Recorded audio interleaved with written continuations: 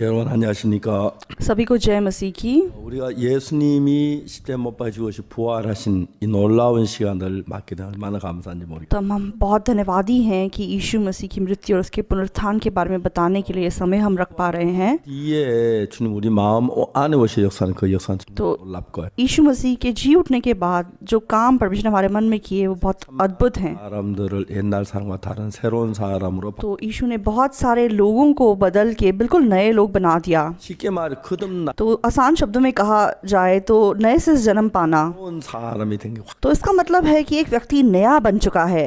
그래서 먼저 성경 말씀 이사야 5 तो सबसे पहले हम बाइबल का वचन देखेंगे, यशाया 53 देखेंगे, 1절에서 12절. 1 से लेके 12 तक हम पढ़ेंगे। 이 이사야 53장 이사야서는 예수님 오시 약 700년 전에 이사야 선지자가 यशाया की किताब यीशु के जन्म से 700 साल पहले यशाया भविष्यवक्ता ने भविष्यवाणी की हुई किताब है। 것이 우리 죄를 사는 거의 정확하게 얘기돼 있고 लेकिन इस किताब में स्पष्ट रूप से कैसे यीशु मसीह पैदा हुआ और कैसे हमारे पापों के लिए मरा उसके बारे में विस्तार से लिखा हुआ है। 우리 죄를 십자가에 못 박혀 죽으셨습니다. वो वादे के अनुसार आया और क्रूस पे हमारे पापों के लिए मर गया। 말씀을 오늘 우리는 구약 이사야서 53장 तो आज वही वादा हम यशाया 53 में पढ़ेंगे। 1절부터 읽겠습니다. 1 से पढ़ना शुरू करेंगे। 우리의 전한 것을 누가 믿었느냐 여호와의 팔이 네게 जो समाचार हमें दिया गया उसका किसने विश्वास किया और यहोवा का भुजबल किस पर प्रकट हुआ। 그는 주 앞에서 자라나기를 연한 순 같고 마른 땅에 나와서 나온 줄기 같아서 고운 모양도 없고 풍채도 없은즉 우리 보기에 흠모할 만한 아름다운 것이 क्योंकि वह उसके सामने अंकुर के समान और ऐसी जड़ के समान होगा जो निर्जल भूमि में फूट निकले। उसकी ना तो कुछ सुंदरता थी कि हम उसको देखते और ना उसका रूप ही हमें ऐसा दिखाई पड़ा कि हम उसको चाहते। 사람에게 실어버린 바 되었으며 간고를 많이 겪었으며 질고를 아는 자라 마치 사람들에게 얼굴을 가리우고 보지 않음을 받은 자 같아서 멸시를 당하였고 우리도 그를 वह तुच्छ जाना जाता और मनुष्यों का त्यागा हुआ था।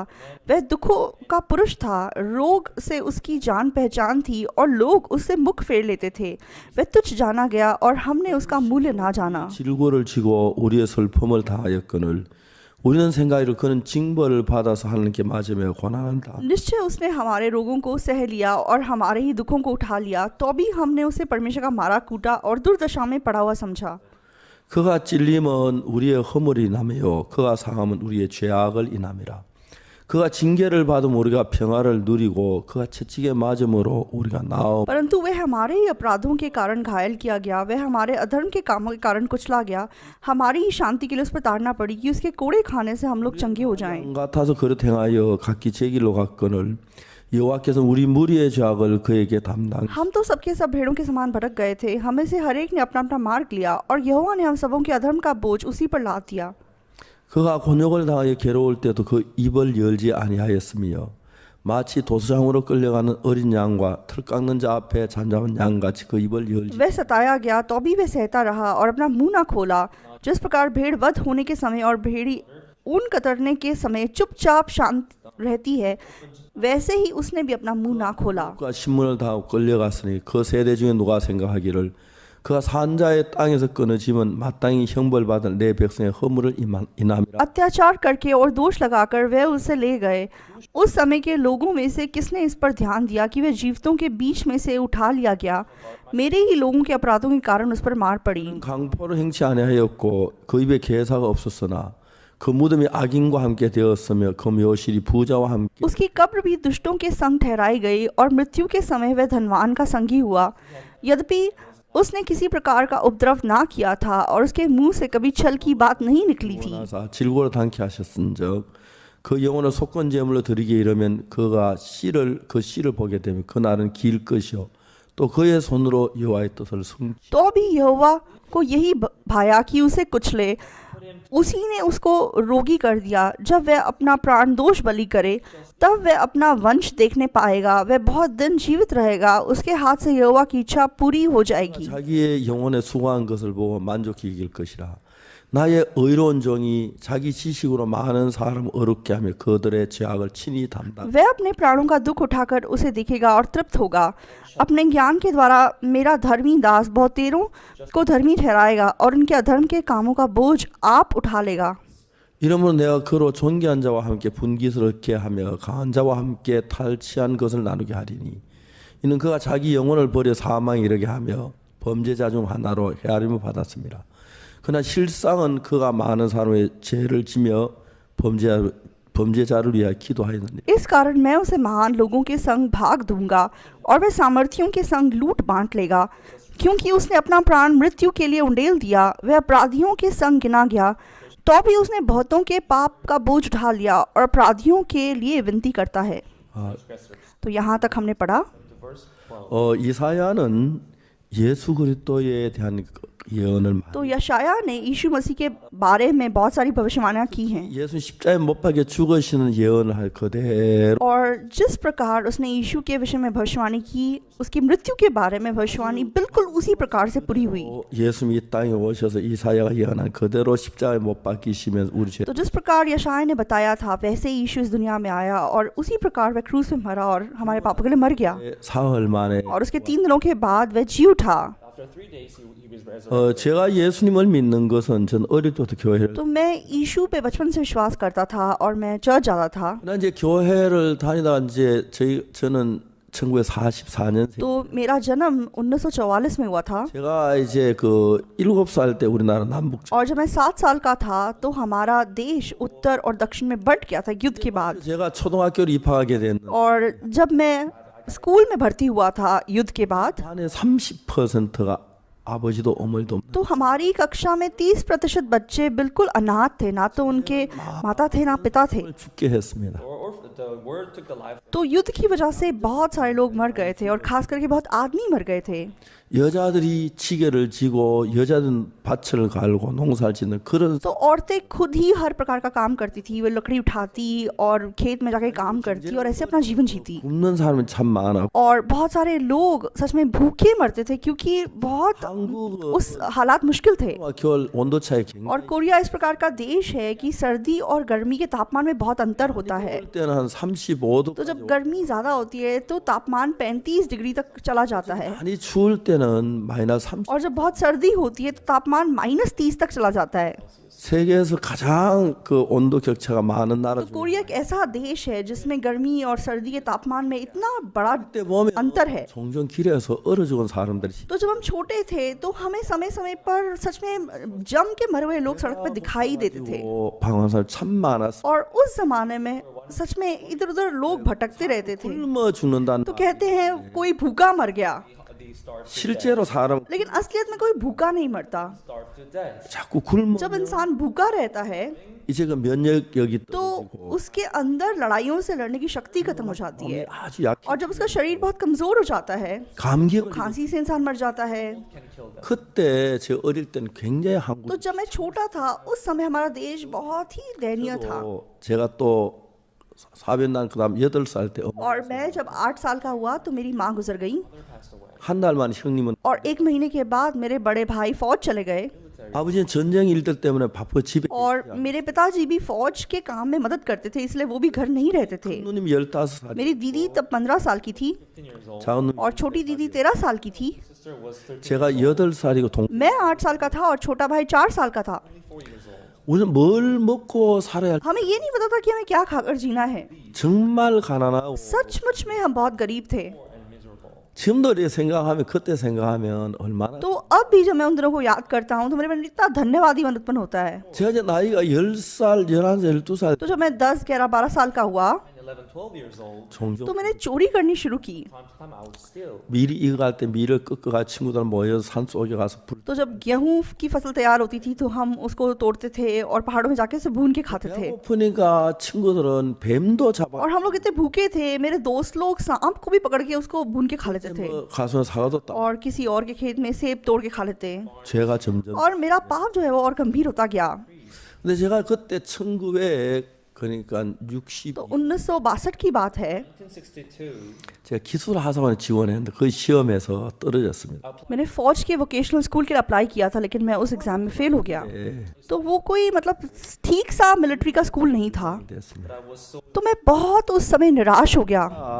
19살 때였는데 तो ये 19 साल की बात है, जब मैं 19 साल का था। 까지 계획했던 거 하나도 제대로 तो 19 साल की उम्र तक मैंने अपने जीवन में जो भी योजना बनाई वो सब फेल हुई। 그때 내 마음이 무너졌고 तो तब मेरा मन टूट गया 내 생각을 따라한 모든 게 다 실패했겠다. 모든 게 실패라는 생각. और मुझे पता चला कि मैंने अपने जीवन में जो भी मतलब योजना बनाई वो सब फेल हुई। 죄를 용서받고 싶어서 기도했고 성경 읽다가 तो मैं पापों की क्षमा पाना चाहता था, इसलिए मैंने प्रार्थना की और मैं बाइबल पढ़ रहा था। 내 죄를 사했다는 사실을 정확하게 알게 돼. और मुझे एक दिन पता चला कि हाँ, मेरे पाप यीशु मसीह के लहू के द्वारा स्पष्ट रूप से साफ कर दिए गए हैं। 그것은 तो मैं एक बात पक्की रूप से बता सकता था 네. कि जब मैंने उस सच्चाई पर विश्वास किया 안에 내 아닌 예수님이 그때 살아서 일하는 걸 느끼. तो मैं साफ महसूस कर सका कि मेरे अंदर मैं नहीं लेकिन यीशु मसीह जीकर काम कर रहा है। 시작했어요. और तब से मेरा जीवन बदलने लगा। 정말 놀라웠어요. मैं बहुत ज़्यादा हैरान था। 저들이 IYF를 시작하고 군유스코라고 전 세계 청소년들이 가서 봉사하는 프로그램을 했는데 तो हमने IYF की शुरुआत की और गुड न्यूज़ कॉर का एक प्रोग्राम शुरू किया जिसके द्वारा जवान लोग विदेश में जाके वॉलंटियर काम करते हैं। 요한이라는 학생이 있었어요. तो एक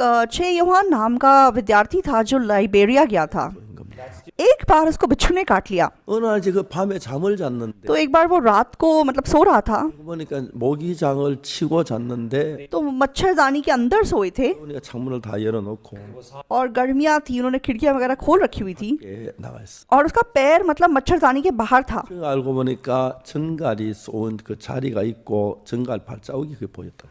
और बाद में पता चला कि वो जगह दिखाई दे रही थी जहाँ बिच्छू ने से काटा और बिच्छू के कदमों के निशान भी दिखाई दे रहे थे। 아 웃겠는. तो सोते सोते उसको ऐसा लगा कि किसी ने जोर से सुई चुभाई He woke up. और वो उठ गया। और क्या था ये? 방 안에 아무도 없었어. लेकिन कमरे में कोई नहीं था। 다 잠이 들어. तो फिर से सो गया। 아침에 일어났어. अगले दिन जब वो उठा, 야 어제 내가 자는데 밤에 누가 내 발을 바늘로 찔렀어. अरे तुझे पता है कल जब मैं सो रहा था मुझे ऐसा लगा कि जोर से किसी ने मुझे सुई चुभाई। 끊임없이 전갈이야. अरे वो तो पक्का बिच्छू होगा। 야 우리 방에 전갈이 뭐 어디 있어? क्या बात कर रहे हो? बिच्छू हमारे कमरे में कहाँ से आएगा? 이 청년이 오후 한 3시쯤 돼서 और ये जवान लड़का जब लगभग दोपहर के 3 बजे 울렁거리고 막 가슴이 아팠어. तो उसको उल्टी जैसा महसूस होने लगा और उसकी तबीयत खराब हो गई। तो वह बाथरूम जा रहा था 그래서 그냥 쓰러졌어. और बाथरूम से 5 मिनट दूरी पर वो गिर गया। 가다 쓰러지는 걸 보고 사람들 막 달려가 보니 तो जब लोगों ने उसे ऐसे बेहोश होकर गिरते हुए देखा तो सब लोग उससे नजदीक गए। 오줌을 싸고 똥을 싸고 तो माफी चाहते हैं, उसने पैंट में ही पॉटी और पेशाब कर दिया 저 숨이 안 쉬고 죽어가는 거야. और मतलब उसके दिल की धड़कन जैसे रुक रही थी, उसका सांस बंद हो रहा था। 딸에 막 따귀를 때리고 가슴을 때려. तो लोगों ने उसको जोर से मतलब होश में लाने की कोशिश की। हे योहान, योहान क्या हुआ? 물론 대강 씻어가지고 병원 데려가. और उसको साफ किया और उसे अस्पताल लेके गए। 의사가 딱 팔자를 끼고 And when the और जब डॉक्टर ने उसे देखा और उसकी नब्ज पकड़ी और बोला कि इसको वापस ले जाओ, ये मर चुका है।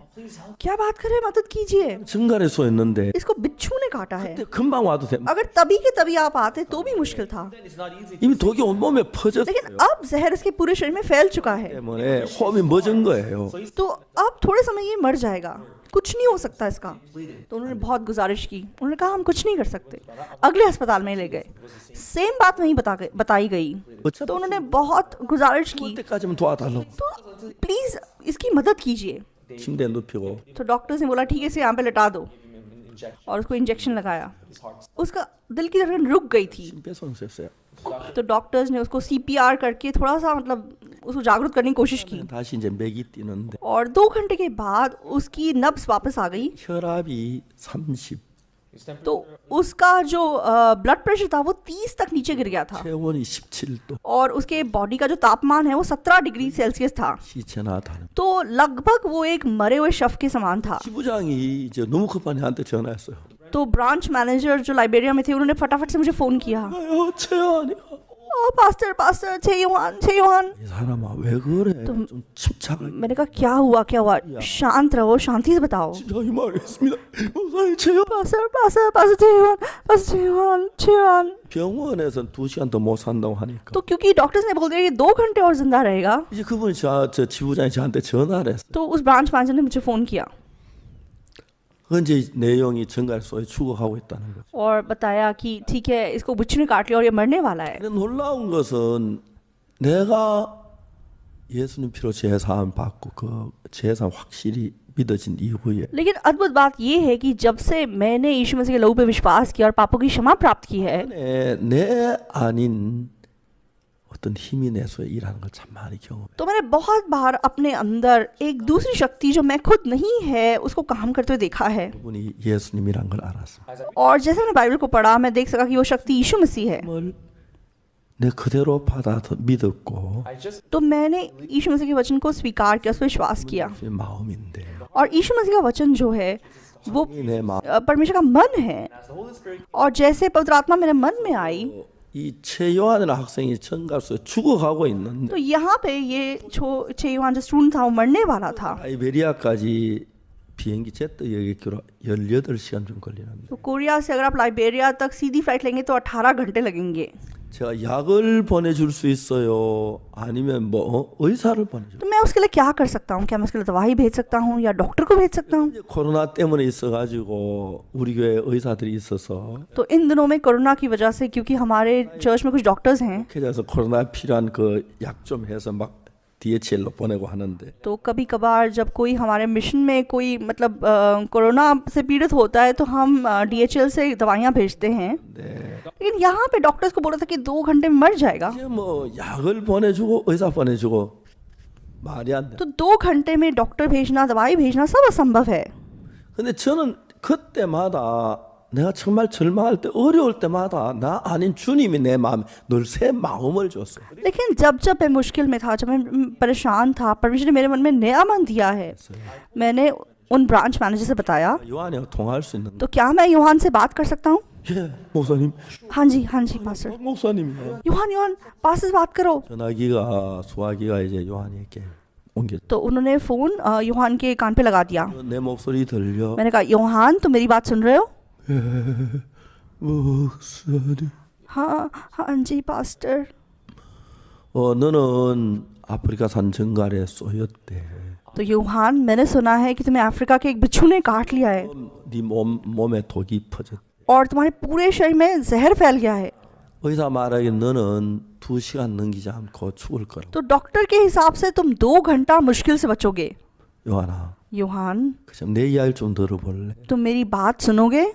내가 뭐라고 말했냐면 मैंने उनसे क्या कहा? 요한 나는 오늘 아침에 이사야서를 읽었어. यूहान आज सुबह मैं यशाया की किताब पढ़ रहा था। 이사야 40장 31절에 यशाया 40 के 31 में क्या लिखा है? 여호와를 앙망하는 자는 새 힘을 얻으리니. तो वहाँ लिखा है कि जो यहोवा की बाट जोते हैं वे नया बल प्राप्त करते जाएंगे। बाइबल में ऐसा लिखा हुआ है। 하나 놀라운 것은 तो यूहान अद्भुत बात क्या है? 성경 66권은 तो बाइबल की 66 किताबें, 지금 책으로 출판해서 많은 사람 손에 들고 있지만 तो चाहे बहुत सारे लोग इस किताब को, इस बाइबल को अपने हाथ में पकड़े हुए हैं, 하나님의 말씀. लेकिन ये सच में परमेश्वर के मनुष्यों ने लिखी हुई परमेश्वर का वचन है। 하나님은 한 번도 거짓말하지 않아. और परमेश्वर कभी भी झूठ नहीं बोलता। 요한 내 말 잘 들어봐. यूहान मेरी बात ध्यान से सुनो। 이 성경이 뭐라고 말하냐면 तो ये बाइबल हमें क्या बता रही है? 오직 여호와를 앙망하여 새 힘을 얻는다고. जो यहोवा की बाट जोते हैं वे नया बल प्राप्त करते जाएंगे। 네가 정갈의 독을 이기려면 तो अगर तुझे सच में इस बिच्छू के जहर पे जीतना है 정갈의 독과 싸우고 있는데 तो अभी तेरा शरीर इस जहर से लड़ रहा है, 정갈의 독을 이기지 못해 죽어가고 있는 거. तो तू उस जहर पे जीत नहीं पा रहा और तू मरने की तादाद पे है। 뭐라고 말하냐면 लेकिन बाइबल हमें क्या बताती है? 여호와를 앙망하면 새 힘을 주신다고 약속을 해. बाइबल में हमें वादा दिया गया है कि अगर हम यहोवा की बाट जोएंगे तो हम नया बल प्राप्त करेंगे। 그 이야기를 뭐 어떤 개인한테 한 게 아니고 तो परमेश्वर ने ये बात किसी एक व्यक्ति से नहीं की है, 이사야를 통해서 온 세상이 다 알도록 성경에 기록돼 있어. अपने सेवक यशाया के द्वारा परमेश्वर ने बाइबल में दर्ज किया है ताकि पूरी दुनिया इस वचन को जान सके।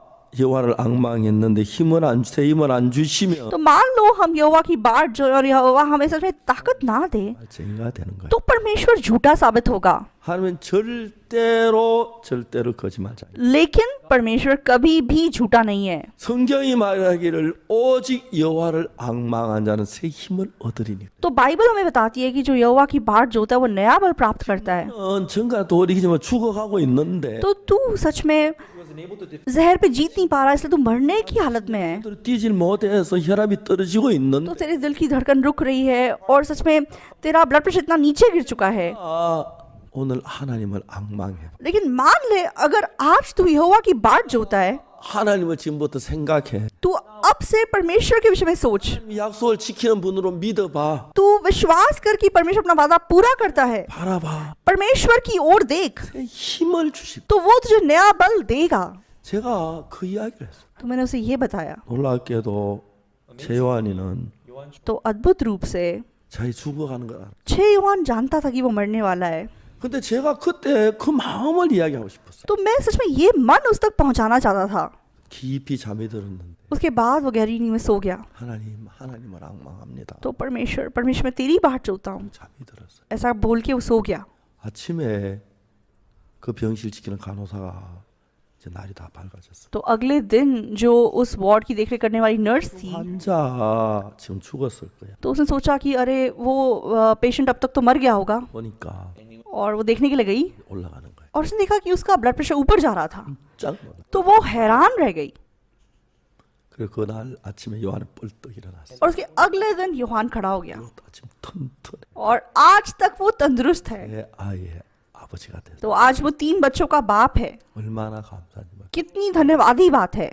한 이야기만 더 하고 싶은데 एक और कहानी आपसे बताना चाहता हूँ। 비싼 이야기입니다. तो ये भी लगभग एक जैसी बात है। 왔어요.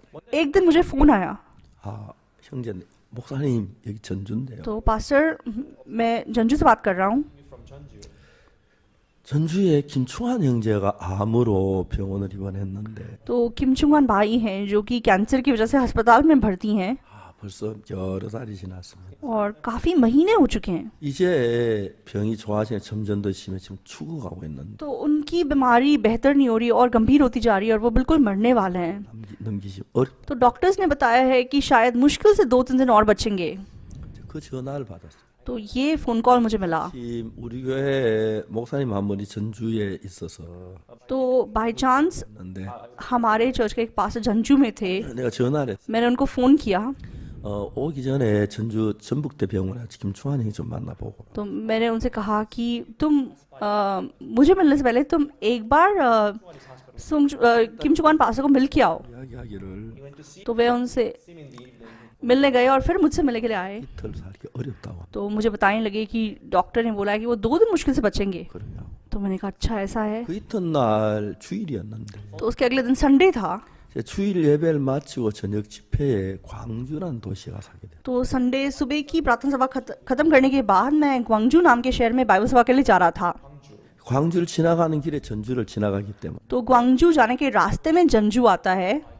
그래 제 아내하고 아들하고 제가 셋이 갔는데 तो मैं, मेरी पत्नी और मेरा बेटा, हम 3 लोग जाने वाले थे। 1시간 일찍 출발. तो मैंने अपनी पत्नी से कहा कि हम थोड़ा 1 घंटा जल्दी निकलते हैं 김충환이 좀 만나고. और जाते जाते हम झंझू में किम चुंगवान भाई को मिलके जाएंगे। 1시간 일찍 출발해서 전북대 병원에 갔어요. तो हम 1 घंटा जल्दी निकले और चंबक यूनिवर्सिटी अस्पताल में गए। 실 문을 딱 열었는데 तो जैसे ही हमने अस्पताल के कमरे का दरवाजा खोला तो कमरा बिल्कुल शांत था। 이쪽에 형제 아내가 고개를 숙여 아무 말이 없어. तो कमरे के एक कोने में उस भाई की पत्नी बैठी हुई थी, अपना सर नीचे करके कुछ नहीं बोल रही थी। 쳐다보고 다시 고개를. जब मैं अंदर आया उन्होंने मुझे देखा और फिर से अपना सर झुका लिया 그리고 침대 앞에서 그 형제 어머니 눈물만 줄줄 흘려. और उसके पलंग के सामने माँ खड़ी थी जो लगातार सिर्फ रो रही थी। 형제는 죽었는지 살았는지 인기척이 없이 그냥 침대에 누워 있어. तो ये भाई बिस्तर पे लेटा हुआ था, लेकिन ये जानना मुश्किल था कि वो जिंदा है मर चुका है। 저는 뭘 어떻게 할 줄을 몰랐어요. तो मुझे पहले समझ में नहीं आया कि मैं क्या करूं। 근데 그 형제가 다 죽어가고 있는데 लेकिन वो भाई लगभग मरने वाला था। 내 마음 뭔 생각이냐? मेरे मन में क्या सोच आई, 내가 이 병실 문을 열지 않고 예수님이 이 병실 문을 열어. तो मान लो अगर आज मैंने नहीं यीशु मसीह ने इस कमरे का दरवाजा खोला होता 어떤 일이 있었어. तो फिर यहाँ पे क्या होता। 예수님이 다 죽어가는 형제 때문에 아내나 어머니가 막 슬피 울고 있는 거 보고 The mother and the wife तो जब यीशु मसीह देखता कि इस भाई की माँ और सच में 않으셨을까? पत्नी ऐसे रो रही है तो क्या वो उन्हें अनदेखा करता। 아니 예수님이 못 본 척 하는 그냥 지나가지 않으셨어요? 무슨 일을 했을? तो यीशु मसीह अगर इन्हें अनदेखा ना करता तो वो इनके लिए क्या करता। 이 형제를 살릴 거. वे जरूर इस भाई को जीवित कर देता। 놀라운데. तो कितनी अद्भुत बात है। 그 다음 무슨 생각이 드냐면 और उसके बाद मेरे मन में क्या आया, 분명히 내 안에 예수님 계시는. तो मेरे अंदर भी वही यीशु मसीह है। 내 안에 계신 예수님은 2000년 그 예수님 똑같은 분인데 तो मेरे अंदर जो यीशु मसीह है वो वही यीशु है जो 2000 साल पहले इस दुनिया में जिंदा था। मैंने पहले कभी ऐसा नहीं सोचा था। 계신 예수님도 예수 똑같은 예수님인데 तो मेरे अंदर जो यीशु मसीह है वो सेम यीशु मसीह है। 이 형제를 낫게 하시겠단 마음에 तो मेरे मन में ऐसा आया कि वो जरूर इस भाई को ठीक करेगा। मैंने सोच के देखा 진짜 살아계신 예수님 그 당시에 예수님이 When Jesus तो यीशु मसीह जब इस दुनिया में था 이 병원에 오셔서 तो मान लो वो इस अस्पताल में आ जाए, 사실 말씀 전하시고 वे शायद वचन प्रचार करेगा 많은 형제 보면 못 보니 그냥 지나가서 절대 그렇지 않아. और ये भाई जो लगभग मरने वाला है क्या वैसे देखा करेगा? वो कभी ऐसा नहीं करेगा। 내가 예수님의 마음을 더듬어 보면 तो जब मैंने यीशु मसीह के मन को खोजने की कोशिश की 이 자리에 계시는데 तो यीशु मसीह सच में इस जगह पे है। 고치고 싶다는 마음이 고치고 원하신다는 마음이 있다는 걸 알았어. तो मुझे महसूस हुआ कि सच में यीशु मसीह से ठीक करना चाहेगा। 그 형제하고 예수님의 마음이 하나가 연결이 되면 तो अगर इस भाई का मन सच में यीशु मसीह से जुड़ जाए 사람이 있는데 तो दो लोग हैं यहाँ पे। 사무엘 전사님한테 이야기를 해요. तो मैं पास्टर शामुएल से अगर कुछ बताता हूँ 아, 사무엘 전사 내 말을 듣고 믿어요. तो शामुएल पास्टर मेरी बात को सुनता है और मुझे विश्वास करता है, 이야기를 내가 듣고 믿어요. और ये जो बोलता है मैं भी इसकी बात पे विश्वास करता हूँ। 우리 마음이 그 부분에서 하나가 돼. तो फिर उस मामले में हमारा मन एक हो जाता है। 우리의 마음이 하나가 되면 우리 마음이 서로 흐르는 거예요. तो हमारा मन अगर एक हो जाता है तो हमारा मन उस विषय में बहने लगता है, 전사님의 마음이 내 마음에 들어오죠. और ऐसा करके सच में पास्टर शमूएल का मन मेरे मन में आ पाता है। 하고 내 마음이 하나가 되면 तो उसी प्रकार अगर यीशु का मन और मेरा मन एक हो जाए 내 마음이 내 마음에 흘러 들어오면 तो यीशु का मन अगर बहकर मेरे मन तक आ जाए 예수님을 전혀 몰랐어요. तो मैं यीशु को बिल्कुल नहीं जानता था। 오늘 아침 읽은 성경을 통해서 तो आज सुबह जो मैंने बाइबल में पढ़ा 주님이 우리를 사랑하시는 것, तो यीशु ने मुझे प्यार किया, 밖에 죽으신 것, सच में वे मेरे क्रूस पे मर गया और उसने हमारे पापा को धो दिया। 알고 그 정확하게 알고 तो जब मैं स्पष्ट रूप से जानता था और मतलब जब मैंने स्पष्ट रूप से इसे जाना और मन से जब उस पर विश्वास किया 나하고 한 마음이 돼. तो यीशु और मैं एक मन हो गए। 예수님 말씀이 내 마음에 그대로 받아들여지는데 और सच में तब यीशु का मन जो कहते हो अपने मन में स्वीकार कर सका। 곧 예수님 말씀은 곧 예수님 마음이 तो यीशु मसीह का वचन यीशु मसीह का मन है। 내 마음에 역사하겠다는 마음. तो मेरे मन में ऐसा महसूस हुआ कि वो वचन जरूर काम करेगा। 내가 지금 죽어가고 있는 तो ये भाई अभी मरने वाला है, 두 이틀 절대 넘기지 못한다고 하는 तो डॉक्टर्स बोलते हैं कि 2 दिन ज्यादा नहीं बचेगा। 이 형제의 마음을 예수님 마음과 하나가 되게 해주자. तो मैंने सोचा कि मुझे इस भाई का मन यीशु के मन के साथ एक करना चाहिए, 그래서 다 तब जरूर यीशु इसके लिए काम करेगा। 이야기했어요. तो मैंने उससे बात करना शुरू किया। 어이, 김중환 형제 खिमचुआन भाई 눈 좀 떠봐, 날 좀 쳐다봐. आंखें खोल, मुझे देख। 선 हाँ हाँ जी पास्टर। 거의 다 죽었어요. तो वो लगभग मरा हुआ था। 내가 이야기를 했어요. मैंने उसे कहा 의사는 자네가 2, 3일 더 이틀 넘기기가 어렵다고. तो डॉक्टर लोग कह रहे हैं कि तुम 2 दिन ज्यादा नहीं बचोगे। 그건 사실이야. हाँ ये सच है। 의사가 말했다면 의사가 거짓말할 리가 없어. तो डॉक्टर्स क्यों झूठ बोलेंगे? डॉक्टर सच बोल रहे हैं। 근데 만일에 이 시간에 예수님이 여기 눈에 안 보이지 계시는데 लेकिन मान लो अगर यहाँ पे यीशु मौजूद होता, चाहे वो हमारी आंखों से हमें दिखाई ना देता, 마음이 하나가 되면 तो सच में और तेरा मन यीशु के मन से एक हो जाता, 어떤 일이 일어나냐면 तो तू जानता है क्या होगा? 예수님 마음이 자네 속에 들어 자네 마음이 예수님 속에 들어와. तो तेरा मन यीशु के मन में बह सकेगा और यीशु का मन तेरे मन में बह सकेगा। 자네 마음에 들어가면 और अगर यीशु का मन तेरे मन में प्रवेश करेगा 내 병 고치는 거 아무 문제가. तो तेरी बीमारी को ठीक करना कोई बड़ी बात नहीं है। 이야기할게 잘 들어. मैं तुझे जो बता रहा हूँ ध्यान से सुन। 예수님 세상에 계실 때 यीशु मसीह जब इस दुनिया में था, 38년 된 병자를 고쳐줬어요. यीशु मसीह ने 38 वर्ष से पीड़ित रोगी को ठीक किया, 한번 소경을 고쳐줬어요. तो जन्म से अंधे को ठीक किया, 병자 고쳐줬어요. कोड़ियों को ठीक किया, 날 때부터 소경된 사람 고쳐주시고. तो सच में जो अंधे थे उनको ठीक किया। 예수님이 병자를 보신 뒤 아 나 귀찮아 바빠 지금 왔는데 그런 적이 없어요. तो यीशु मसीह ने कभी भी किसी रोगी को देख के ये नहीं बोला कि नहीं अभी मैं बिजी हूँ, मैं नहीं करना चाहता। 그러니까 지붕을 뜯어내고 사람들 눈 많이 모였으니까 환자 침대에서 달아내렸어요. तो कोई व्यक्ति यीशु के सामने नहीं जा पा रहे थे तो उन्होंने क्या किया कि छत को खोल दिया और मरीज को यीशु के सामने पहुंचा दिया। 보자 네 죄 사함을 받아. उसको यीशु ने बोला कि हे पुत्र तेरे पाप क्षमा हुए, 들고 걸어가라. उठ अपनी खड़ा और चल फिर। 그대로 고쳐졌어. तो वह ठीक हो गया। 내가 본 예수님은 तो जिस यीशु को मैंने जाना है 어제나 오늘이나 영원토록 동일하시다. तो वह आज कल और अनंत काल के लिए एक समान है। 예수님은 세상에 계실 때 마태, 마가, 누가, 요한 성경을 읽어보면 तो वो यीशु जब तक इस दुनिया में था, जब हम मत्ती, मरकुस, लूका और यूहन्ना की किताब को पढ़ते हैं, 한 번도 병자를 보고 그냥 지나가시지 않아요. यीशु मसीह एक बार भी किसी मरीज को देख के अनदेखा करके नहीं गया। 한 번도 그냥 지나가. एक बार भी ऐसा नहीं हुआ। 올 때마다 다 고쳐주시죠. तो जब जब उसे कोई मरीज दिखाई दिया, उसने उसे चंगा किया, उसे चंगाई दी।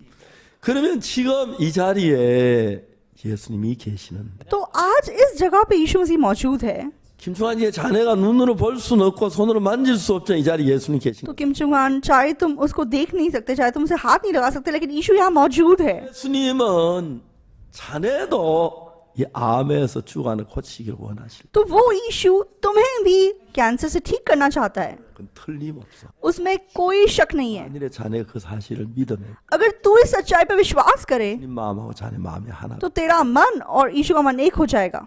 그러면 예수님의 마음이 자네 마음 안에 임하면 और यीशु का मन अगर तेरे मन में आ जाए 자네 병이 이 암으로 주한 이 병이 자네 예수님의 문제가 돼. तो तेरी बीमारी तेरी समस्या नहीं है, ये यीशु मसीह की समस्या हो जाएगी। 얼마든지 병에 나을. तो तू जरूर अपनी बीमारी से ठीक हो सकता है।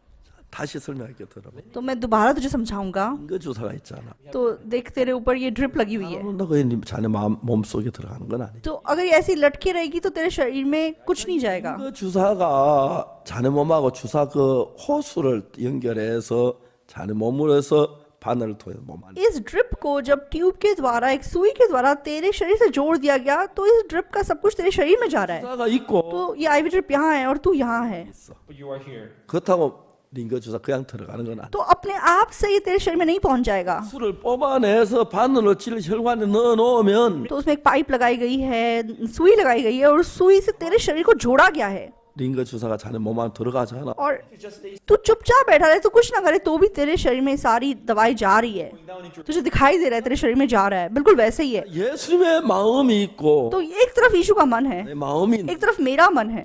예수님 마음이 자네 안으로 마음으로 들어오려면 तो यीशु का मन तेरे मन में आने के लिए 자네 마음하고 예수님 마음하고 하나가 돼야 돼. तो तेरा मन यीशु का मन एक होना चाहिए। 자, 예수님 마음은 성경을 읽어 보니까 तो जैसे मैंने बाइबल को पढ़ा है, 야이로의 딸도 죽은 야이로의 딸도 살리고 तो यीशु ने यायर की बेटी को जिंदा किया, 죽은 나사로도 मरे हुए लाजर को जिंदा किया। 병자를 다 고치셨지. 아, 나 좀 바빠 귀찮아 안 돼. तो उसने हर मरीज को चंगा किया। उसने कभी ये नहीं बोला कि मैं व्यस्त हूँ, जाओ, मैं तुम्हें लिए कुछ नहीं कर सकता। हाँ, तुम बुरे हो, मैं तुम्हें नहीं ठीक करूंगा, तुमने मुझ पर विश्वास नहीं किया, मैं तुम्हें नहीं ठीक करूंगा। यीशु ने एक बार भी ऐसा नहीं किया है, 고치셨어. उसने हर एक को ठीक किया। 네가 예수님이 나를 고친다는 그 마음을 가져봐. तू एक बार अगर बस मान ले कि यीशु मुझे ठीक करेगा, 이 마음은 너를 고치길 원해. तो यीशु का मन तुझे ठीक करना चाहता है। 예수 나를 고친다는 믿음이 없어서 문제인데 तो अभी तेरे मन में विश्वास नहीं है कि यीशु तुझे ठीक करेगा, 고치시겠구나. तो बस तू इतना मान ले यीशु मुझे ठीक करेगा। 어떻게 알아? कैसे पता तुझे ये? 성경에 보니까 तो बाइबल के द्वारा हम जान सकते हैं। 병자는 한 번도 못 본 적 아니야. यीशु ने कभी किसी बीमार को अनदेखा नहीं किया, उसने सबको ठीक किया। 거야. 이 자리 예수님 तो यीशु यहाँ है, वो तेरे साथ है। 내가 이야기를 하는 가운데 तो जब मैं उससे बात कर रहा था, 그 새로운 생각이 내 마음에서 일어나면서 तो एक नया मन मेरे अंदर उत्पन्न हुआ। 이 네가 예수님과 마음만 같이 한 마음만 되면 तो मैंने उससे कहा कि अगर तू यीशु के साथ अपना मन एक करे, 그걸 다른 말로 바꾸고 तो दूसरे शब्दों में अगर कहा जाए, 예수님 말씀 그대로 믿음을 받아들이 तो अगर यीशु के वचन को तू विश्वास से स्वीकार करे, 마음하고 그 부분은 하나가 तो तू उस मामले में यीशु के साथ एक हो जाता है। 예수님이 자네와 같은 마음 자네 안에 일하면 그 병 아무것도. तो तब यीशु तेरे लिए काम करेगा, और ये बीमारी यीशु के लिए कोई बड़ी बात नहीं है। Nothing compared to his power. 제가 성경을 펴서 자세히 그 형제에게 이야기. तो मैंने बाइबल खोल के विस्तार से उसे ये समझाया। To the brother. 자, 우리 신앙의 문제는 다른 게 문제가 아니에요. तो हमारे आत्मिक जीवन में और कोई बात समस्या नहीं है। 예수님하고 우리하고 다른 생각을. तो यीशु और हमारी सोच अलग है। From Jesus. 예수님 뭐라고 말씀하셨어요? यीशु मसीह ने क्या कहा है? 수고하고 무거운 짐진 자들 다 내거라. 내가 너희를 हे परिश्रम करने वालों, बोझ से दबे हुए लोगों, मेरे पास आओ, मैं तुम्हें आराम दूंगा। तुम मत डरो, 안심하지 마. चिंता मत करो, 난 기뻐. हमेशा खुशी मनाओ। 왜 그렇게 क्यों यीशु ने ऐसा बोला? 그렇게 해놨다. क्योंकि उसने सब कुछ पूरा कर दिया है कि हम ऐसा कर सके। अगर हम विश्वास करें तो यीशु हमारे लिए काम करेगा। 형제한테 얘기하는 것은 तो भाई को जब मैं बात कर रहा था, 형제가 You brother. 뭐 다른 다 하나도 잘못하고 나쁜 짓도 없고 죄도 지었어. तो भाई तूने शायद गलतियां की होगी, पाप किया होगा, तूने गलत किया होगा, 근데 그 문제가 안 되는 거야. लेकिन वो प्रॉब्लम नहीं है, 예수는 십자가에서 네 형제 죄를 다 씻어. क्योंकि यीशु ने तेरे सारे पाप क्रूस पे धो दिए हैं। 그게 문제가. तो इसलिए कोई बात नहीं है, 예수님 편에서 문제가. यीशु की ओर से कोई समस्या नहीं है। 죄인이라고 생각하면 문제가. तो अगर तू अपने आप को पापी समझेगा तो समस्या होगी। 예수님 죄를 다 사했는데 네가 믿지 않기 때문에 문제가 되는 거야. तो चाहे यीशु ने तुम्हारे सारे पाप धो दिए, अगर तुम विश्वास नहीं करोगे तो समस्या है। 말씀은 지금 암으로 죽어가고 있는. तो तुम सच में कैंसर से मर रहे हो, 정확하게 이 자리에 예수님이 계시. तो स्पष्ट रूप से इस जगह पे यीशु मसीह है। 너한테 예수님이 이 마음을 설명하는 거야. तो मैं यीशु का मन तुम्हें समझा रहा हूँ। 때 जब यीशु इस दुनिया में था, 병든 자를 못 본 척하지 않으시. एक बार भी उसने किसी रोगी को अनदेखा नहीं किया। 나도 고치시고 살려줬어. जब जब उसने किसी रोगी को देखा, उसको ठीक किया और उसके पास ताकत है करने की। 네. तो तू आज इस समय, 예수님 여기 계시는구나. यीशु मसीह यहाँ है, 나를 고치고 वो मुझे ठीक करना चाहता है। 그렇게 생각을 해. तू ऐसा सोच के देख, 예수님 나를 보시고 못 본 적 절대 지나. यीशु मुझे देख के कभी भी मुझे अनदेखा करके नहीं जाएगा, 고치시게. वह मुझे ठीक करेगा।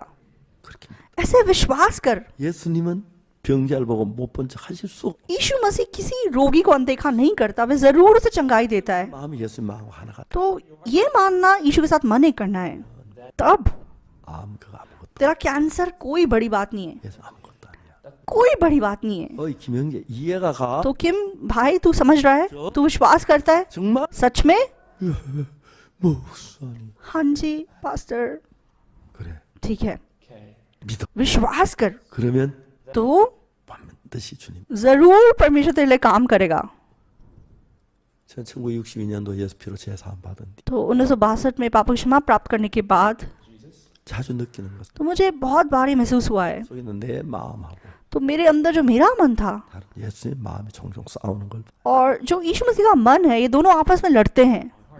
이게 되겠나? तो क्या ऐसा हो पाएगा? 난 안 될. मुझसे तो नहीं होगा, 예수님 된다. लेकिन यीशु मसीह कहता है कि हो सकता है। 저는 성경을 읽으면 तो जैसे जैसे मैंने बाइबल को पढ़ा, 예수님 마음하고 내 마음이 다른 걸 너무 많이. तो मैंने बहुत बार महसूस किया कि मेरा मन और यीशु मसीह का मन अलग है। 제사함 받던 그해 1962년 तो 1962 में जब मैंने उद्धार पाया था, 모든 걸 다 실패. तो मैं हर चीज में असफल हुआ था 너무 비참해. और मैं बहुत ही दयनीय दशा में था 그래서 내가 아무 소망이 और मेरे मन में कोई आशा नहीं थी। 내가 내 생각대로 더 뭘 하고 싶지 않아. तो मैं सचमुच में अपनी सोच के हिसाब से कुछ नहीं करना चाहता था। 생각 계획이 다 실패같이 돌아갔고 क्यों? क्योंकि जो भी मैंने योजना बनाई थी वो सब फेल हुई थी 너무 내겐 슬픔. और मैं बहुत ज्यादा दुखी था। 그래서 예수님을 믿었어. इसलिए मैंने यीशु मसीह में विश्वास किया। 딴 건 모르고 बाकी सब चीजें मैं नहीं जानता, 분명히 성경에 लेकिन साफ बाइबल क्या कहती है। 남은 뭐라거든지 तो 예수님은 내 죄를 사했다고. कोई कुछ भी क्यों ना कहे, यीशु ने मेरे पाप धो दिए हैं, 그러면 죄가 사해진 거다. तो फिर ये सच्चाई है, मेरे पाप धुल चुके हैं। 그렇게 믿어. मैंने बस विश्वास किया। 내 죄가 예수에 사해졌던 사해진 거야. यीशु ने अगर मेरे पाप धोए हैं तो मेरे पाप धुल गए हैं। 누님한테 얘기를 했어. तो मैंने अपनी दीदी को बताया। 누님은 어머니가 세상 떠나신 뒤에 तो 집에 어머니가 안 계시기 때문에 After my mother, मेरी मम्मी के गुजर जाने के बाद सच में मेरी दीदी थी। 누님이 15살 때 내가 8살이었어. तो मेरी दीदी जब 15 साल की थी तब मैं 8 साल का था। I was only 8 years old. 나보다 그러니까 7살. तो करीबन वो मुझसे 7 साल उम्र में बड़ी थी। 어머니처럼 저를 돌봐. तो वो बिल्कुल माँ की तरह मेरी देखरेख करती थी। 우리는 밤에 자다가 이상한 소리가 들려. तो रात को जब हम सो जाते थे तो हमें अजीब सी आवाजें आती थी। 일인지 무슨 소리야? 눈을 떠보면 तो ये क्या हो रहा है? तो हम अपनी आंखें खोलते 큰 누님이 혼자 막 슬퍼 울고 तो गहरी रात में मेरी बड़ी दीदी अकेली चुपचाप रो रही होती थी। 우리 온 가지 같이 울었어. और फिर हम उठ जाते और हम साथ बैठ के रोते थे 시다 잠을 들고 और फिर हम मतलब दोबारा सो जाते। 이렇게 지냈어. तो ऐसे हम जीते थे। 근데 내가 그러니까 뭐 사과를 따먹는다, 감 따먹는 그런 저 뭐야 도둑질 참 많이 해. तो किसी के बाग से सेब तोड़ के खाना या कोई और फल तोड़ के खाना, ऐसा मैंने बहुत किया था। 그 죄가 예수 피로 사해졌다고 돼. लेकिन जब मैंने बाइबल को देखा तो मुझे पता चला कि मेरे वो पाप यीशु मसीह के लहू के द्वारा धुल गए हैं। 그때는 죄인인데 तो मेरी नजरों में मैं जरूर पापी था, I was a sinner.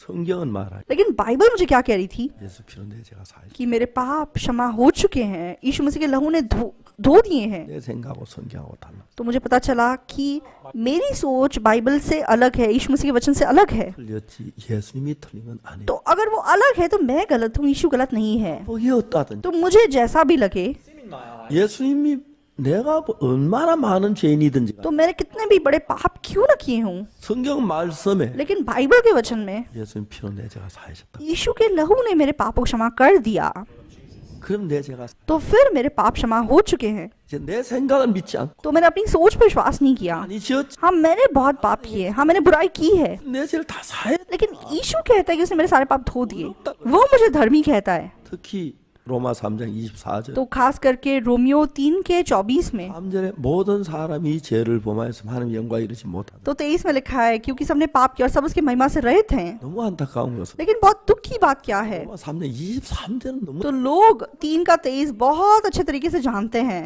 24절은 몰라. लेकिन 24 को नहीं जानते।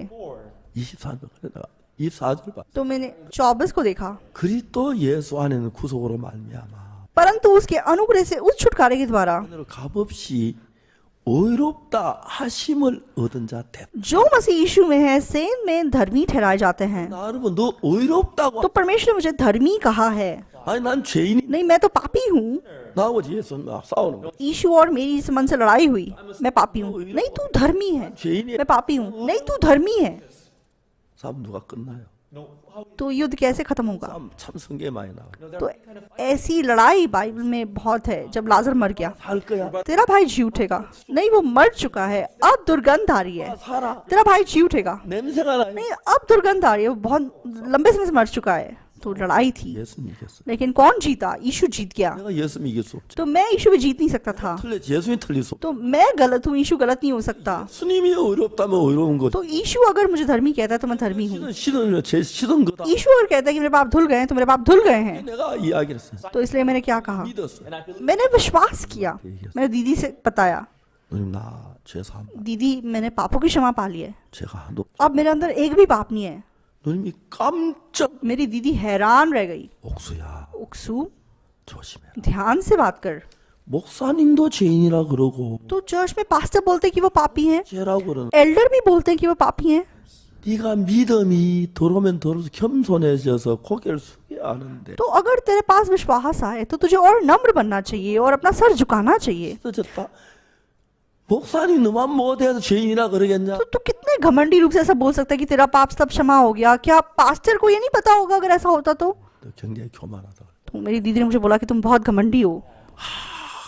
누님한테 내 이기지 못했지. तो मैं तब दीदी पे मतलब जीत नहीं पाया, 다고 예수님 말씀. लेकिन मेरे मन में साफ था कि यीशु ने बोला है कि मेरे पाप धुल गए हैं। 난 봤던 이야기를 하기 힘 겁이 났어. और तब से मैं किसी को अपने पापों की क्षमा का विश्वास बताने से पहले घबराने लगता, क्योंकि सब लोग अपने आप को पापी बोलते थे। we're sinners. 성경은 뭐라? लेकिन बाइबल हमें क्या बता रही थी? 성경은 어렵다. बाइबल हमें बता रही कि हम धर्मी हैं, 거룩하다. हम पवित्र हैं। 내가 세상 사람 믿을 건가? 성경 तो क्या मैं दुनिया के लोगों पे विश्वास करूंगा या बाइबल पे विश्वास करूंगा? 또 어려운 거지. तो बाइबल अगर मुझे धर्मी कहती है तो मैं धर्मी हूँ। तो मैंने बाइबल पे विश्वास करने का फैसला किया। So this kind of things happen. तो ऐसी सब चीजें बहुत बार हुई हैं। 뭡니까? 남경희 목사 거의 죽음 직전에 있는데 तो एक बार 성경가 그 사문에 설명을 해줬어. पास्टर नामग्योंग बिल्कुल मरने वाले थे, मैंने उनको भी बाइबल के द्वारा समझाया। 남경희 목사 그때 이미 그 댕기 피부로 이제 그 뭐야 기만 들리지 말도 못하고 이제 오늘 오후에 죽는다 그랬는데 तो पास्टर नामग्योंग इतनी बुरी हालत में थे डेंगू बुखार की वजह से कि वे लगभग मरने वाले थे, सिर्फ सुन पा रहे थे। 제가 남경희 목사님한테 전화를 했는데 तो मैंने पास्टर नामग्योंग को फोन किया, Given by phone, 아들이 전화. तो उनके बेटे ने फोन उठाया। I picked up the phone. 야 아버지 좀 봐. मैंने कहा पिताजी से बात कराओ। 아버지 병원에 입- पिताजी अस्पताल में भर्ती हैं। 왜? क्यों, क्या हुआ? 댕기 उनको डेंगू का बुखार हो गया है। 어느 병원이 कौन से अस्पताल में है? Hospitalized.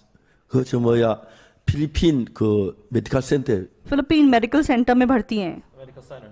내 전화번호 तो 못 알아요. मुझे फ़ोन नंबर नहीं पता था, 교환을 불렀어요. I had called Philippines. तो मैंने 교환이 나왔어요. फिलिपीन मतलब के नंबर को ढूंढा और मेडिकल सेंटर में फ़ोन किया। 메디컬 센터가 나왔어요. तो फ़ोन किया तो मैंने कहा मेडिकल सेंटर प्लीज़, उन्होंने फ़ोन कनेक्ट कर दिया। 한번 들은 적이 있어요. Once I heard तो मैंने सुना था कि इमरजेंसी को आईसीयू बोलते हैं, तो मैंने फ़ोन पे बोला कि आईसीयू प्लीज़, तो उन्होंने आईसीयू से कनेक्ट कर दिया।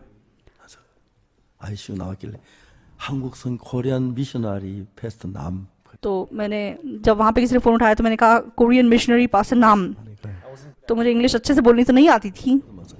그 병원 이제 그 응급실까지 연결. लेकिन इतना बोलने के बाद मैं आईसीयू से कनेक्ट हो सका। 잠시 후에 남목사님 사모님 और कुछ समय के बाद पास्टर की पत्नी आई, 그때 이미 말을 못했고 तो वो सच में बोल नहीं पा रहे थे 의사는 오늘 오후에 죽. और डॉक्टर ने बोल दिया था आज शाम तक ये मर जाएंगे। that afternoon. 사모님이 내 전화를 तो पास्टर की पत्नी ने जब मेरा फ़ोन उठाया, 받아 여보세요. मैंने कहा हेलो, 사모님 난 줄 알았어요. तो उनको पता चला कि मैं हूँ। 갑자기 막 울기. तो अचानक से वो फूट फूट के रोने लगी, 사님 이제 우리 어떻게? पास्टर पास्टर हमारा क्या होगा, 이제 우리는 어떻게? अब हमारा क्या होगा। 사모님 마음에 남목사 벌써 다 죽. उनके मन में उनके पति जैसे मर चुके थे। 내가 이야기. मैंने उनसे कहा, 사모님 내 얘기 잘 들어. तो मैंने कहा बहन तुम सुनो, 남목사 안 죽어요. तुम्हारे पति पास्टर नाम नहीं मरेंगे। 그럴까요? क्या सचमुच? 그럴까요가 क्या सचमुच का मतलब क्या हुआ? 안 죽어. नहीं मरेंगे। 울지 말라고 하잖아요. तो मैंने तुम्हें बोला मत रो, 진짜 울 일 생기면 좋아. तो क्या तुम चाहती हो कि तुम्हारी जिंदगी में कुछ ऐसा हो कि तुम्हें रोना पड़े? रो मत। 뭐 그래 딱 우리 그쳐. तो एकदम से उसने रोना बंद किया। 누가 남경 모사 필리핀. तो किसने पास्टर नामग्यांग को फिलिपीन भेजा? 뉴스 미션 तो क्या गुड न्यूज मिशन ने भेजा? 박옥수 목. क्या पास्टर पाकुक्सु ने भेजा? 아니 ऐसा नहीं है, 하나님이 परमेश्वर ने उनको वहां भेजा। 필리핀에 남목사 할 일 아직 무지무지. तो फिलिपीन में अभी पास्टर नाम को बहुत बहुत काम करने हैं। 지금 데려가면 안 돼요. 하나님도 알고 계세요. तो परमेश्वर को पता है कि परमेश्वर अभी उन्हें नहीं उठा सकता। 사모님 그럴까요? तो सामने ने बोला सचमुच में? 그럴까요가 뭐예요? तो मैंने कहा सचमुच में का मतलब क्या होता है? 안 죽어요. नहीं मरेगा, 울지 마세요. मत रो। 울면 딱 그쳐. तो एकदम से उसने रोना बंद किया 그러 내가 전화를 끊었어. और उसके बाद मैंने फोन रख दिया। Hung up the phone. 남목사 안 죽어요. Pastor नाम नहीं मरेंगे, 하나님은 살아계시잖아. तो परमेश्वर जिंदा है। 내가 어떻게 그렇게 말해? तो मैं कैसे ऐसा बोल सका? 내 마음에 क्योंकि मेरे मन में 주님께서 प्रभु ने 살겠다는 마음. मन दिया कि वो जरूर जिंदा रहेंगे।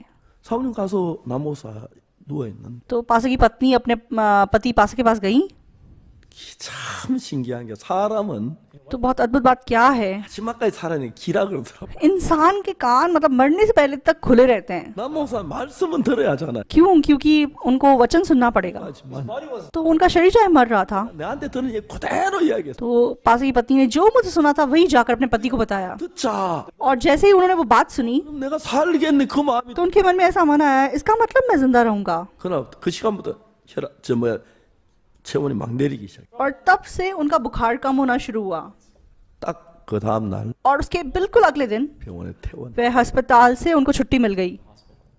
있을 수 없는. तो बिल्कुल असंभव सी बात थी। 김수환 형제가 내가 말을 하는데 तो किम जोंग भाई से जब मैं बात कर रहा था, 옛날에 중국의 아주 깊은 산 속에 수철 굽는 사람이 있었다. तो बहुत पुराने जमाने में चाइना में पहाड़ों में मतलब 그 사람이 이제 어느 कोयला बनाने वाले लोग रहते थे। 매던 사람이 와서 그 집에서 눈이 오면서 며칠을 자고 तो एक बार उस जंगल की तरफ कोई एक ऐसा व्यक्ति आया जो अपना रास्ता भटक गया, इसलिए कुछ दिनों के लिए उनके घर रहा। 부부가 산 안에 쏘여 수철 굽는 일을 하는데 이 하나님을 믿게 됐어. and they तो to make this उस व्यक्ति को मिलने के बाद ये लोग मतलब ये यीशु 그때부터 यीशु में विश्वास करने लगे 매일매일 기도를. और इन्होंने पाप की क्षमा प्राप्त की और ये रोज रोज प्रार्थना करने लगे। 어느 날 이제 추운 겨울이 돌아와서 तो वहाँ मतलब बहुत सर्दी होती थी, 산이 굉장히 겨울에 춥기 때문에 तो सर्दियों में वहाँ बहुत ज़्यादा लाइक ठंड पड़ती थी, in that region would look इसलिए वो मतलब थोड़ी शराब पीते थे। 아 이제 오늘은 날씨 추운데 술 한 잔씩 할까요? so they said तो ये पति पत्नी आपस में बोलने लगे आज बहुत ज़्यादा ठंड है, हम थोड़ी थोड़ी शराब आज पी लेते हैं। 올려놓고 술을 부어놓고 तो उन्होंने शराब का कप ऊपर रखा और उसमें थोड़ी थोड़ी शराब डाली cup and they prayed और दोनों ने प्रार्थना करना शुरू किया खाना खाने से पहले कि प्रभु आज आपने हमें खाना दिया। और जैसे वो खाना खाने वाले थे 남편이 뭐라 그래요? तो पति एकदम से कुछ बोलने लगा। 아 왜요? What's up with you? 내 안에 계신 주님. तो वो बोलने लगा कि मेरे अंदर जो प्रभु है, मुझे ऐसा लगता है कि वो किसी बात से बहुत बेचैन है। 우리가 뭐 어제 우리 어제 뭐 잘못한 게 있나? तो क्या हमने कल कुछ गलत किया? 뭐 별일 없는. नहीं, ऐसा तो कुछ नहीं हुआ।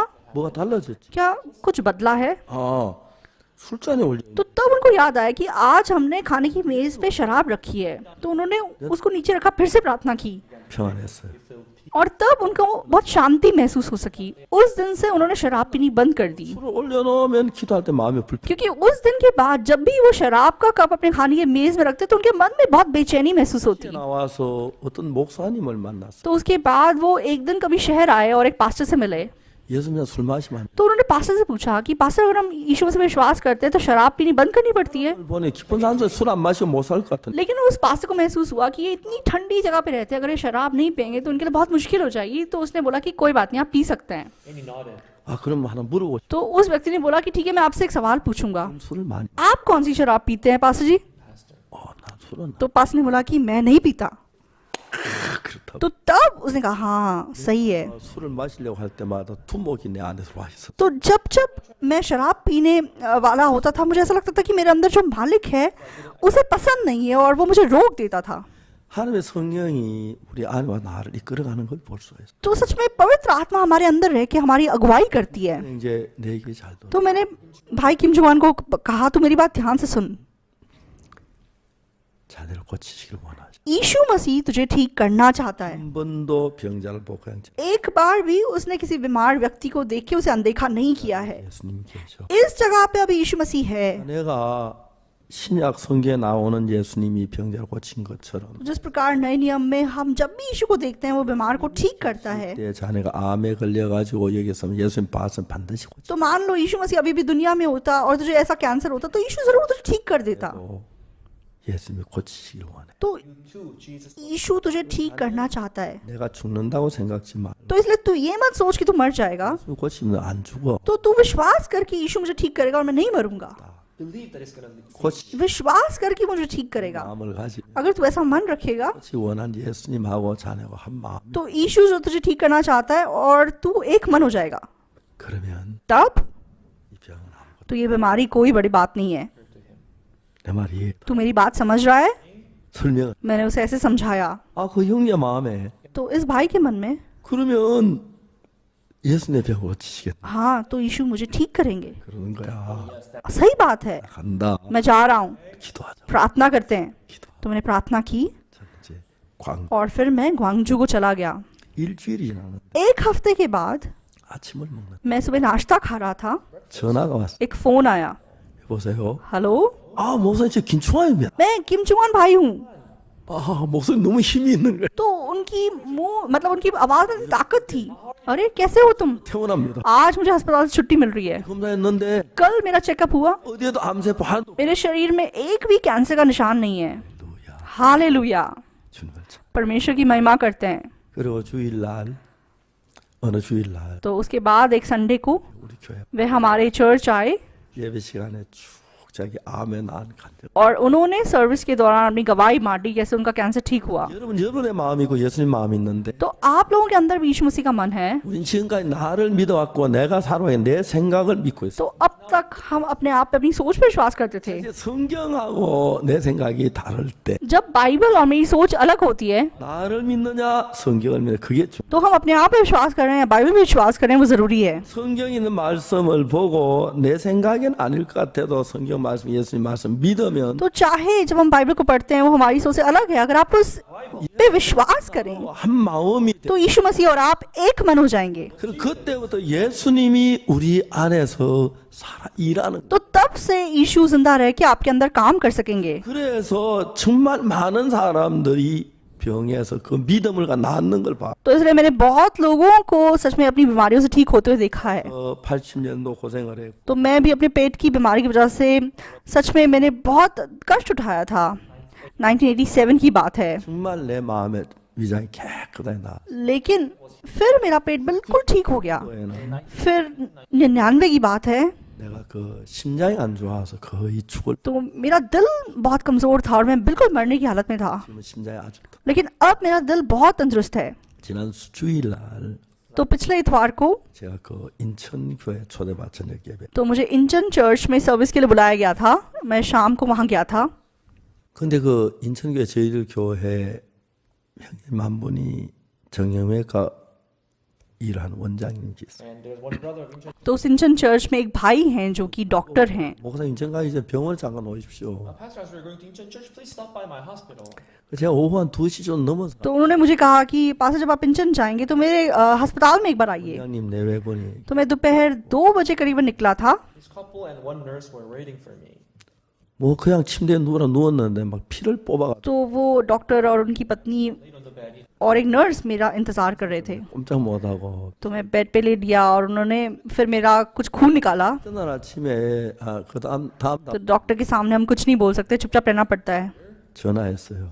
He called me by phone. 전화가 왔어요. Called me by और 2 दिन के बाद 목사님은요 उन्होंने मुझे फ़ोन किया, 모든 게 완벽해. मतलब उनका फ़ोन आया perfectly. तो उन्होंने बोला कि पास्टर आपकी रिपोर्ट सब मतलब बिल्कुल परफेक्ट है। 절보 उन्होंने कोई 20 ब्लड टेस्ट किए थे। 사러 오라 그래요. तो सरकारी अस्पताल से हमेशा मुझे चिट्ठी आती है कि कैंसर का चेकअप कराने के लिए आ जाइए, 갔거든. The cancer. लेकिन मैं कभी नहीं गया। 근데 뭐 전부 정상이라. लेकिन ये डॉक्टर साहब मुझे बताने लगे कि सब कुछ आपके शरीर में ठीक है। 형이 너무 기뻐하면 तो ये भाई इतने खुश हुए 제가 검사를 했다거든. और जैसे वो टेस्ट कर रहे थे वो बहुत खुश हुए बता रहे थे। 날 이제 비교가 안 돼. तो मैं अपनी रक्षा करूं उसकी बजाय परमेश्वर मेरी रक्षा करे, उसकी हम तुलना नहीं कर सकते। 중요한 것은 तो सबसे जरूरी बात क्या है?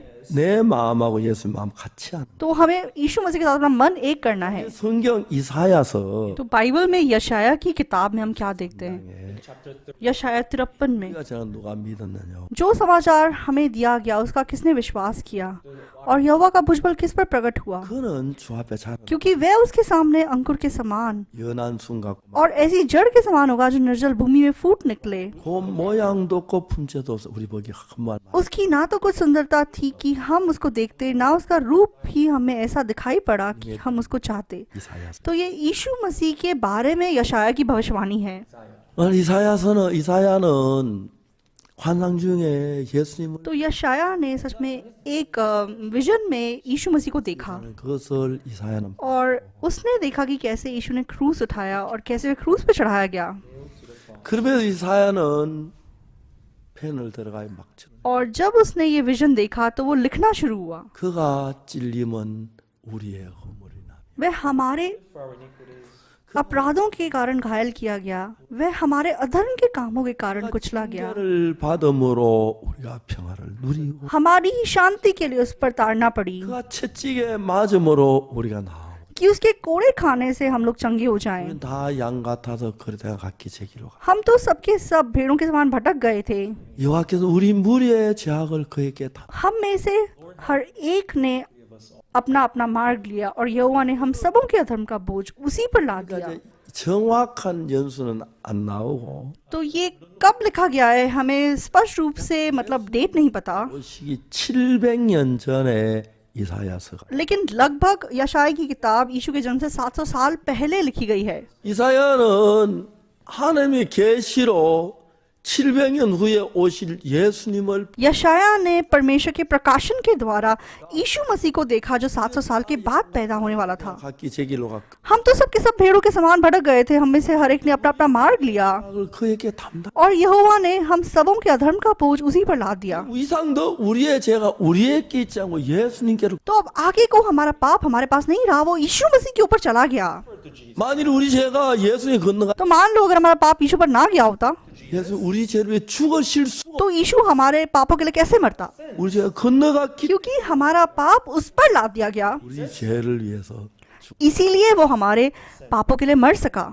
And then 예수님 이 땅에 오셔서 죄를 위해 죽으시면 और जैसा came down on यीशु इस दुनिया में आया और हमारे पापों के लिए मरा, 대충 시키 तो उसने क्या हमारे पापों को स्पष्ट तरीके से धोया? ऐसा नहीं है। He didn't do that. 한 사람도 एक भी व्यक्ति को ना छोड़ते हुए 완벽하게 तो उसने सिद्ध रूप से हमारा पाप धो दिया। 그가 찔림은 우리의 허물을 인하며 He was wounded तो वह हमारे अधर्म के कामों के कारण कुचला गया 죄악을 인하며 और वह हमारे अपराधों के कारण घायल किया गया। 징계를 받음으로 우리가 평화를 누리고 तो हमारी शांति के लिए उस पर ताड़ना पड़ी। on him. 그 채찍에 맞으면 우리가 나음을 입. कि उसके कोड़े खाने से हम लोग चंगे हो जाएं। 예수님이 십자가에 못 박히신 तो 거. यीशु मसीह क्यों क्रूस पे चढ़ाया गया?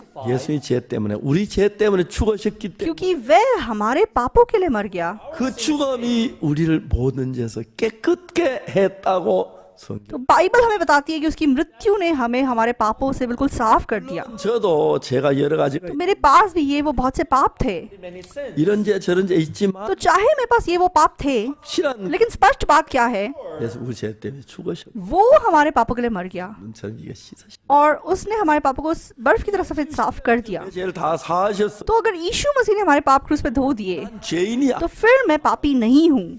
하나님 나를 의롭다고. तो परमेश्वर ने मुझे धर्मी कहा है। 특히 고린도전서 6장 तो खास करके जब हम पहला कुरिन्थियों 6:10 देखते हैं, 6장 10절. 6:10, 도적이나 탄놈하는 술 취하는 자는 후욕하는 자는 토색하는 자는 하늘 나라를 유업으로 받. ना चोर, ना लोभी, ना पियक्कड़, ना गाली देने वाला, ना अंधेर करने वाला परमेश्वर के राज्य के वारिस होंगे। 이런 사람은 하늘 나라 못 갑니다. तो ऐसे लोग स्वर्ग नहीं जा सकते। 너희 중에 이와 같은 자들이 있더니 और तुम में से कितने ऐसे ही थे, 예수 그리스도 이름 परंतु तुम प्रभु यीशु मसीह के नाम से 하나님의 성령 और हमारे परमेश्वर के आत्मा से 씻음 धोए गए और पवित्र हुए 의롭다 하지 뭐. और धर्मी ठहरे।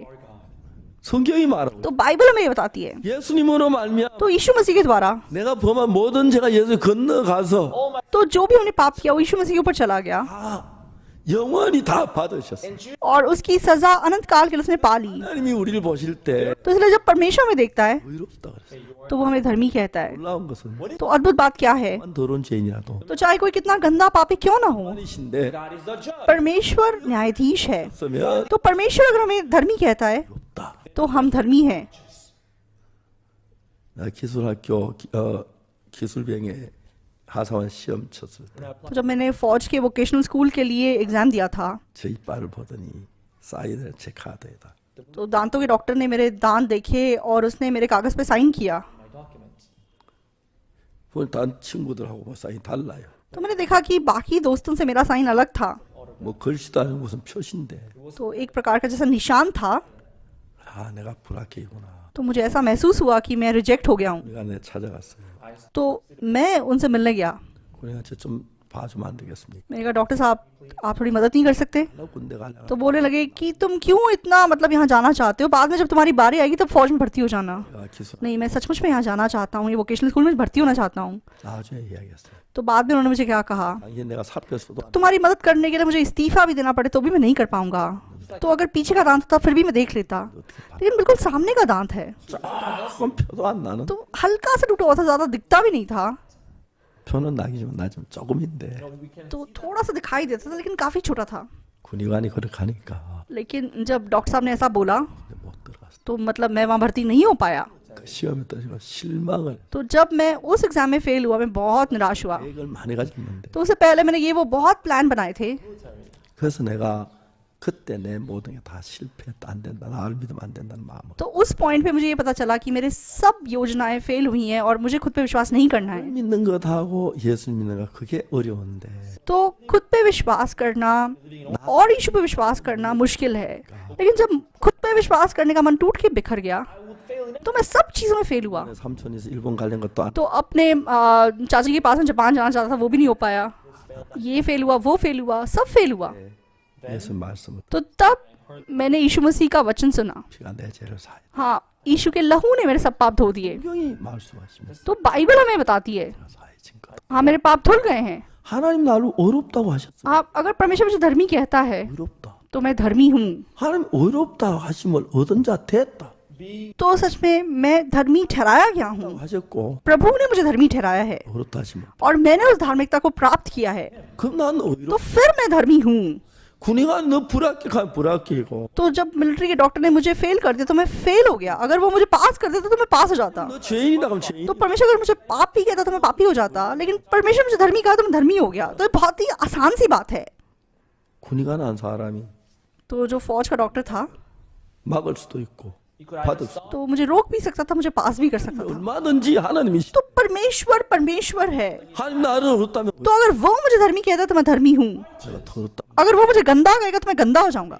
너무 감 तो कितनी धन्यवादी बात है। about 하나님 나를 보고 어렵다고 해 परमेश्वर ने मुझे धर्मी कहा।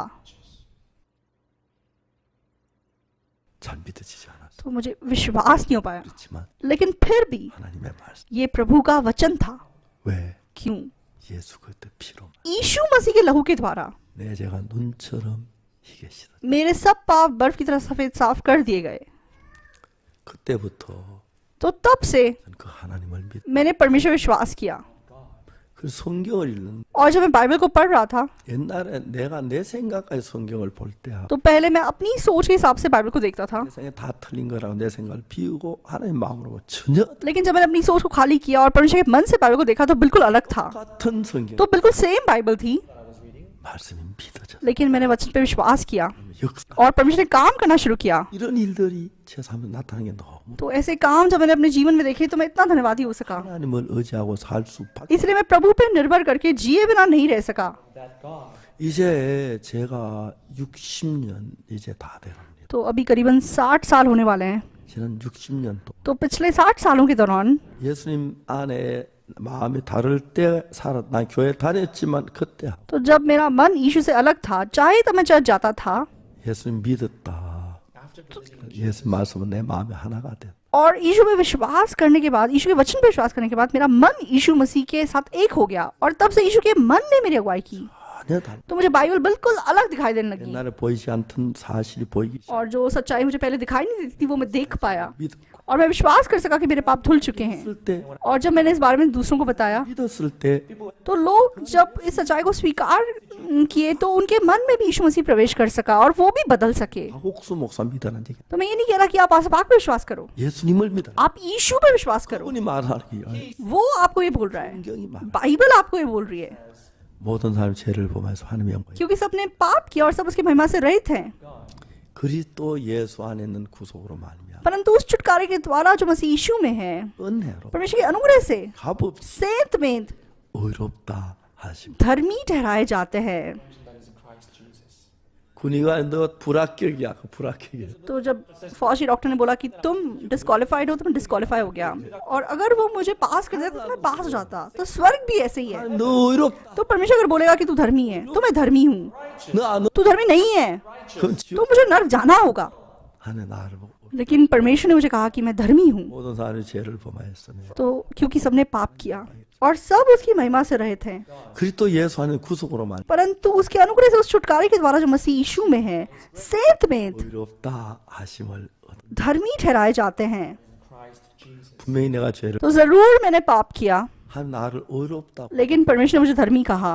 예수는 우리 범죄함을 위하여 내어줌이 되고 तो यीशु हमारे अपराधों के लिए सच में 하심을 위하여 क्रूस पे चढ़ाया गया Again for और वह हमारे अधर्म के लिए जी उठा। 의롭다 하셨어요. Jesus says यीशु मसीह हमें धर्मी कहता है।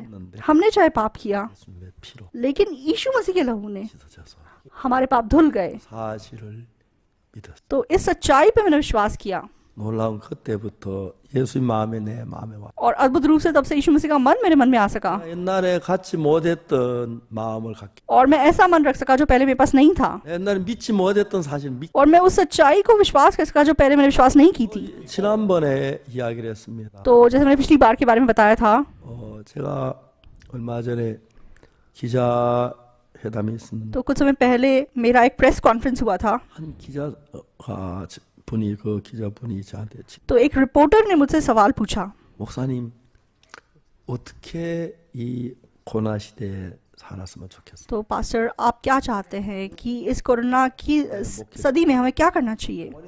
तो एक पास्टर का काम क्या है? तो मैंने उनसे ये बताया। 한 분은 사진을 봤. तो एक बार मैंने एक चित्र को देखा। 브라질에서 참 많은 사람이 길가에서 맨 바닥에 무릎을 꿇고 손을 들고 하나님께 기도하는 걸 많이. तो मैंने देखा कि ब्राजील में लोग सड़कों पे सच में अपने घुटने पे आए हुए हैं और अपने हाथ उठा के प्रार्थना कर रहे हैं।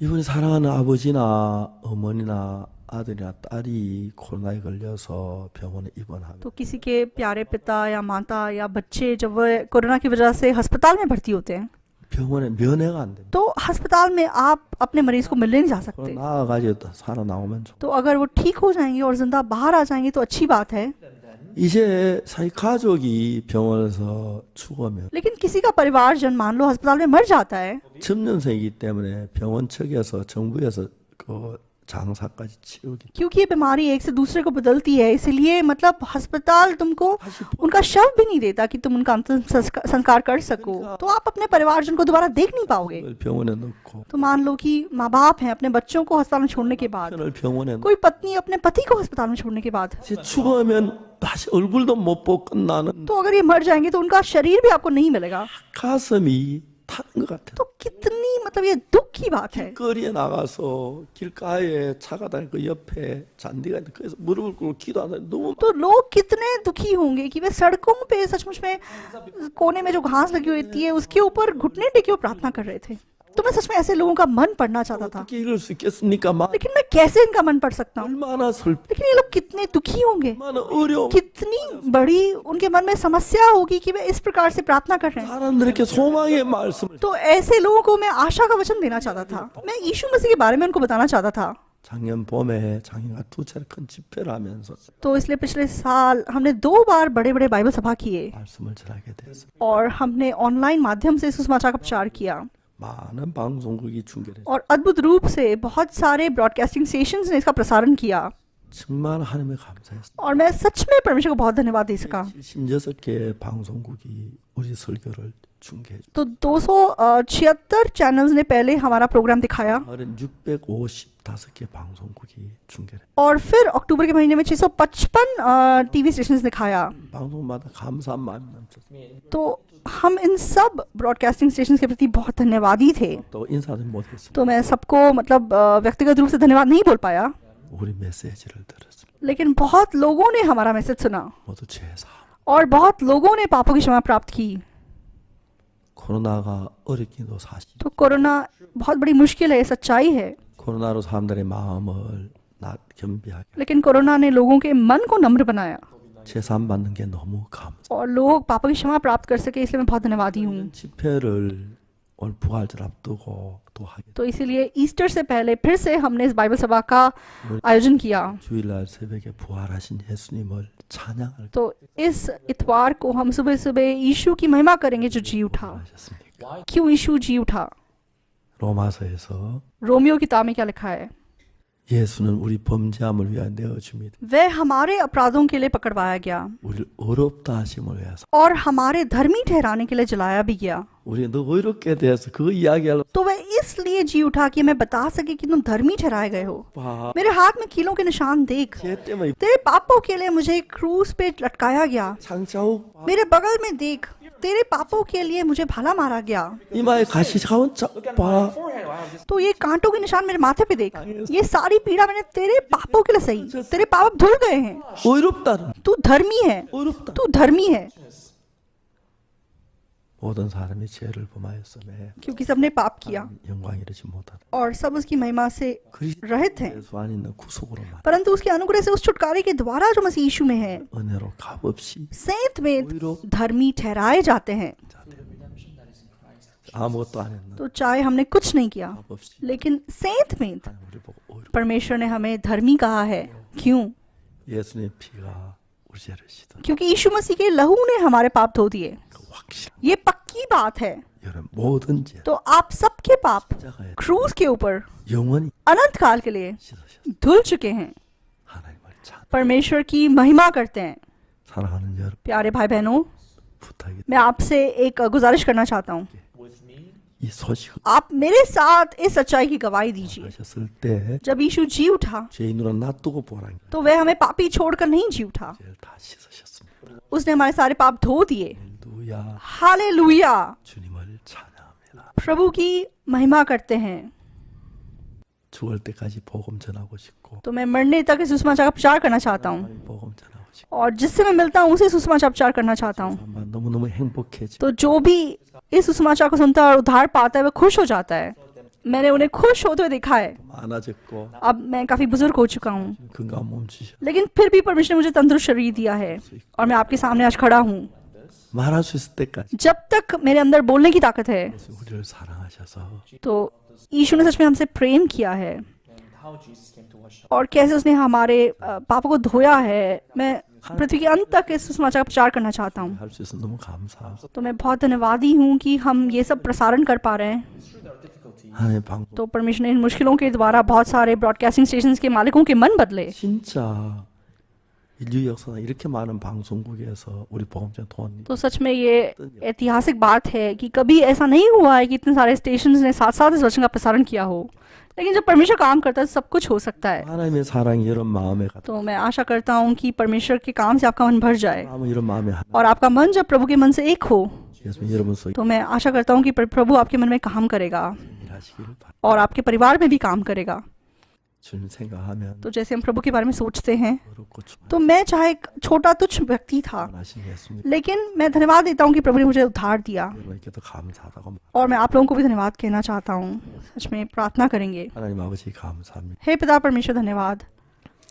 그가 찔림은 우리의 허물을 인하며 वह हमारे अधर्म के कारण घायल किया गया, 죄악을 he 인하며 was wounded for our iniquities. 그가 징계를 받으면 우리가 평화를 누리 वह हमारे अपराधों के कारण कुचला गया, 그가 채찍에 맞 उसके कोड़े खाने से हम लोग चंगे हुए हैं। 예수님 यीशु मसीह, 우리가 받을 죄의 형벌을 다 받- तो आपने हमारी सजा खुद पाली 우리가 깨끗하게 और हमें साफ कर दिया। 우리 선도 없고 의도 तो हमारे अंदर कोई भलाई नहीं थी, कोई धार्मिकता नहीं थी, 없음의 의가 लेकिन यीशु की धार्मिकता हमारी धार्मिकता बन गई। यीशु की पवित्रता हमारी पवित्रता बन गई। 내 안에 주님을 마음에 모시 और सच में हम आपको अपने मन में रखना चाहते हैं। 오늘 우리 모두에게 आज आप हम सबको अनुग्रह दीजिए, 내 생각을 सब अपनी सोच फेंक सकें 예수님의 복음 और यीशु के सुसमाचार को स्वीकार कर सकें 사함을 और पापों की क्षमा पा सकें 예수님과 남은 생에 영원히 함께하게 और इनका बाकी का जीवन आप इनके साथ रहिए। 별을 축복해 주옵소서. आप इस कॉन्फ्रेंस पे अपने आशीष को दीजिए। जो भी सुन रहे हैं उनके जीवन को आप आशीष से अनुग्रह से भर दीजिए। 예수님 이름으로 यीशु मसीह पे विश्वास करते प्रार्थना करते हैं, आमीन। 감사합니다. धन्यवाद।